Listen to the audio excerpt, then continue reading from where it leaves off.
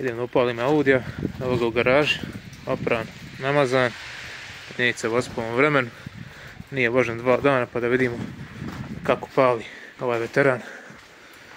Trenutna temperatura na polju je oko 0 stepeni ili -1, tako nešto, nisam siguran.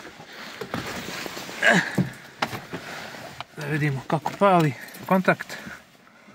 Daćemo grijač, par sekundi. Znači auto nije vožen 2 dana. Samo da smanjimo zbog copyrighta i da vidimo što se dešava.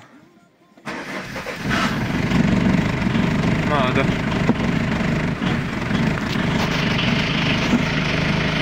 Hvala Miran.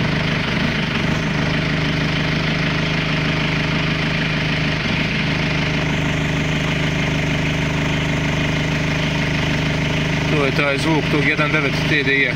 To jest TDI, ne TDI-a. Moja graška, izvinjavam se.